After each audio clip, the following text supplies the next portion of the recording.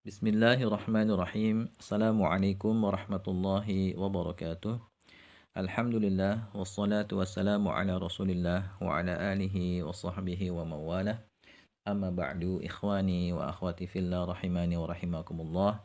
Kepada kawan-kawan semua yang semoga kita senantiasa dirahmati Allah Subhanahu wa taala. Insyaallah taala sebentar lagi kita akan sama-sama mempelajari buku Ilmu Nahwu Mudah ya. Buku ini ditulis untuk para pelajar pemula ya, untuk orang-orang yang baru mulai belajar bahasa Arab. Jadi belajarnya dari nol. Ya, belajarnya dari nol, dari dasar. Ya. Dan buku ini ditujukan ya khususnya untuk orang-orang yang belajarnya itu di luar pondok pesantren. Ya, tapi bagi antum yang belajar dari pondok pesantren ya silakan aja mempelajari buku ini. Ya, mudah-mudahan ada faidah yang didapat nanti ya. Nah, untuk mendapatkan hasil yang maksimal ya, hasil yang bagus, saya ingin memberikan beberapa tips ya kepada antum semua supaya nanti ya kita belajarnya itu efektif. Ya. Yang pertama ya, saran saya pertama antum download e-booknya ya, linknya ada di kolom deskripsi. Antum download dan kemudian nanti dicetak, di print. Ya, kalau antum punya printer bisa langsung di print atau antum bisa juga datang ke tukang fotokopian ya, di sana biasanya ada jasa untuk mencetak e-book. Ya, hendaknya nanti antum print. Saran saya sih di print supaya apa? Supaya nanti ya kalau ada informasi baru, ilmu baru yang didapat ya saat proses belajar antum bisa langsung catat di bukunya langsung, tidak di lembaran yang terpisah. Ini cara yang efektif seperti itu. Jadi download e-booknya dan di print ya, dicetak. Kemudian yang kedua, ya, buat jadwal belajar pribadi ya, minimal 1 jam sehari. Jadi saya sarankan antum bisa ya meluangkan waktu minimal ya 1 jam sehari untuk belajar bahasa Arab, untuk fokus belajar bahasa Arab. Jadi belajarnya harus fokus.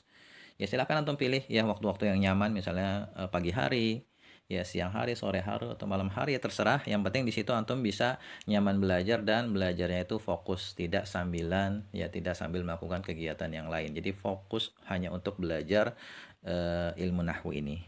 Kemudian yang ketiga ya, antum baca bukunya sambil simak audio penjelasannya. Jadi kalau antum belajarnya lewat audio ya, sambil antum baca buku, antum simak audionya. Tapi kalau antum belajarnya lewat video, lewat YouTube ya video, antum bisa juga langsung tonton aja videonya. Ya, atau sebelumnya antum sudah baca bukunya. Ya, sudah baca bukunya. Misalnya sekarang bahas bab berapa, antum sudah baca dulu tuh. Kemudian setelah itu antum tonton videonya. Ya, seperti itu. Kemudian yang keempat, ya catat informasi baru yang didapat. Ya, jadi nanti ya sambil kita belajar mungkin ada saja ya ilmu-ilmu baru, informasi baru yang nanti akan diberikan. Nanti antum langsung catat di bukunya. Ya, makanya tadi di awal kan saya minta untuk di print. Supaya apa? Supaya nanti kalau ada ilmu baru, ya ada informasi baru, antum bisa langsung catat di buku. Dan ini cara yang paling efektif. Para ulama juga dulu seperti itu, ya. Para ustadz juga seperti itu belajarnya. Kalau ada informasi baru, ya mereka akan tulis langsung di kitabnya, tidak di lembaran yang terpisah, supaya nanti kalau kita ingin murojaah ya informasi itu ada di situ langsung kita dapati. Kalau di lembar terpisah bisa jadi kalau misalnya hilang, tercecer, ya udah informasi itu hilang jadinya. Jadi seperti itu ya, nanti langsung langsung catat langsung di bukunya, dicoret aja langsung, nggak masalah ya. Kemudian yang kelima, ya kerjakan latihan yang ada di buku ya. Buku ini kan disertai latihan juga.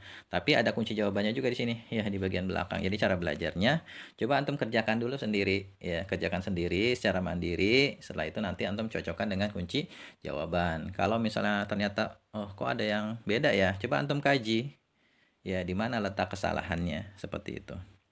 Ya, kemudian yang keenam, bertanya jika belum paham. Jika nanti ada hal-hal yang mungkin antum masih belum paham, atau ketika mengerjakan latihan dan mencocokkan dengan kunci jawaban, kok antum merasa ada yang beda dan masih belum mengerti juga gitu perbedaannya, ya kenapa salahnya gitu, nanti antum bisa langsung tanyakan. Ya, bisa langsung tanyakan di kolom deskripsi ya, di bawah video.